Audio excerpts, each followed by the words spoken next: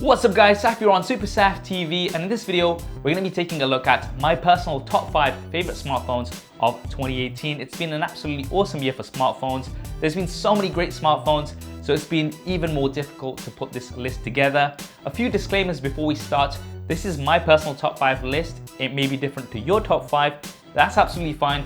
We can still be friends. Drop your favorites in the comments below. Also, this list is in no particular order. I'm just giving you my top 5 favorites, and I'll be revealing my overall favorites in an upcoming collaboration video, SuperSaf style. If you want to see that first with all of my friends, then make sure you have subscribed and hit that bell icon so you don't miss the notification. This video is sponsored by Skillshare. The first 500 people to sign up with the link in the description will get 2 months for free. Right, so now let's make a start, shall we? The first smartphone on my list, once again in no particular order, is the OnePlus 6T. Now, this is still the best bang for buck flagship device that you can get out there, starting at around £500 or around $550 in the US, which is great for what you're getting. You've got a great AMOLED display with a very small notch, so if you're somebody who doesn't like notches, this shouldn't be too much of a problem. You've also got an in-display fingerprint scanner, and the thing that I like most about OnePlus devices is the speed. The tagline is the speed you need, and they definitely deliver. That is thanks to the powerful internals, plenty of RAM, and Oxygen OS, which is very light and very smooth. There's great battery life, and although you might not have some of the features that other flagships have, such as wireless charging and stereo speakers, for this price point, it is a great buy, and that is why it's made my top 5 list. Now, the second smartphone in this list is actually on the other side of the pricing scale, and that is of course the iPhone XS Max.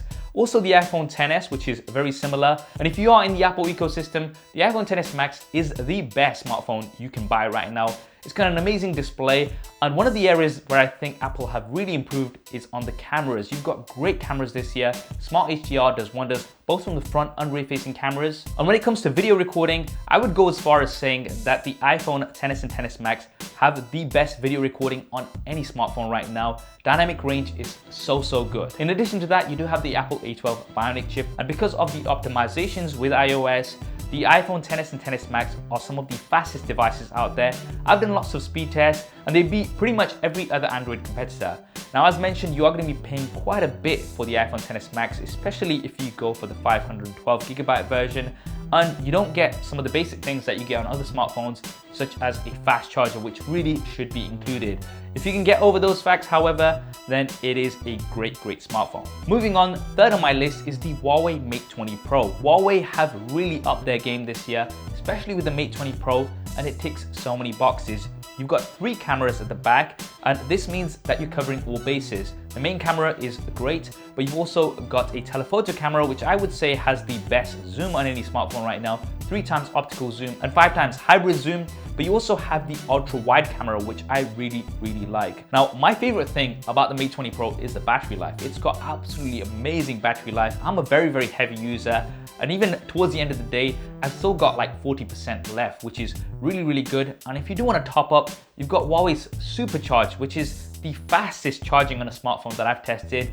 Huawei claim around 70% in 30 minutes. Realistically speaking, I usually get around 65% in 30 minutes, which is still faster than anything else that I've tested. Now, I'm still not a huge fan of the EMUI software, and I know the Mate 20 Pro is not available in the US, but nevertheless, it is an absolutely great smartphone. Moving on to my fourth pick of the list, and that is the Google Pixel 3 XL, as well as Google Pixel 3. Now, there's 2 main reasons why the Pixel 3s made this list. The first is the cameras, and the second is the software. Now, I think unanimously, you must have heard lots of people saying that the Pixels have the best cameras on any smartphone, and I would definitely have to agree with that for images. Not for video, unfortunately. Video definitely needs some improvement in my opinion when it comes to the Pixels, but images are absolutely great. You've got amazing dynamic range, and the front-facing cameras, I can tell you hands down the Pixels take the best selfies, and that is because you've got dual front-facing cameras as well. So you've got a standard angle of view as well as a wide angle view, and they do an absolutely great job thanks to Google's Pixel Visual Core and all of the machine learning and software processing. Speaking of software, the Pixels do have Google's native UI on there, and that means you're going to be getting updates straight from Google. You're not going to have to wait around, and it gives you a very smooth experience.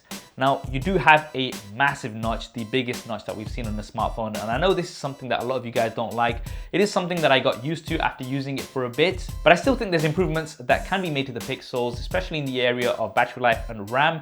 I think Google made a bad decision by going with 4 GB of RAM. They should have gone with at least 6 because of how demanding apps are and how much multitasking we do on a regular basis. But despite that, the Pixels are some of the best smartphones you can buy this year. Now, the final pick in my list, once again in no particular order, of course, has to be the Samsung Galaxy Note 9.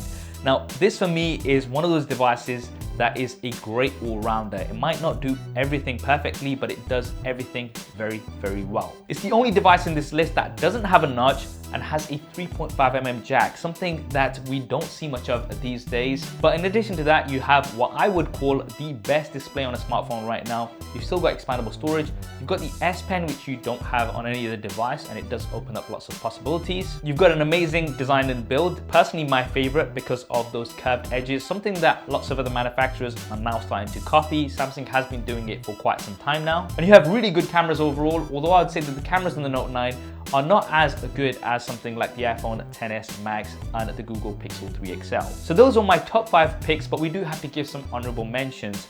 Firstly, to the Samsung Galaxy S9 and S9 Plus, which are very similar to the Note 9, minus a few features. But overall, they are some great smartphones and they would have made the top 5 list if it wasn't for the Note 9. We also had some very interesting smartphones from companies like Oppo and Vivo in the form of the Oppo Find X and the Vivo Nex. And these devices really did maximize the screen to body ratio by coming up with some mechanical and motorized solutions. There's also the LG V40, which is a great all-round device, but did fall short in some areas when we compare it to some of the other flagships out there. And finally, we also had some great gaming smartphones, such as the ROG Phone and the Razer Phone 2, which really target that gaming audience. That's what I think anyway. What are your favorite smartphones of 2018? Definitely drop those in the comments below. As mentioned, I will be revealing my overall favorite smartphone of 2018 in my upcoming SuperSaf style end of year collaboration video, which will be coming very, very soon.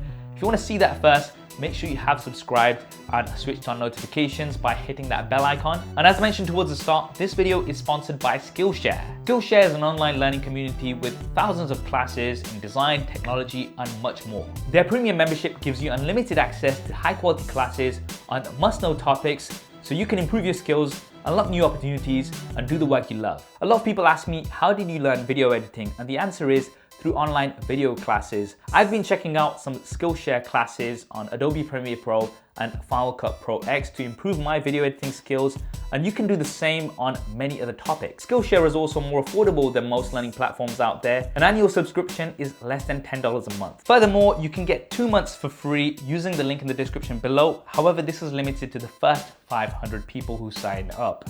I hope you enjoyed this video and found it useful. If you did, then do hit that thumbs up button for me. Thanks for watching. This is Saf on SuperSaf TV, and I'll see you next time.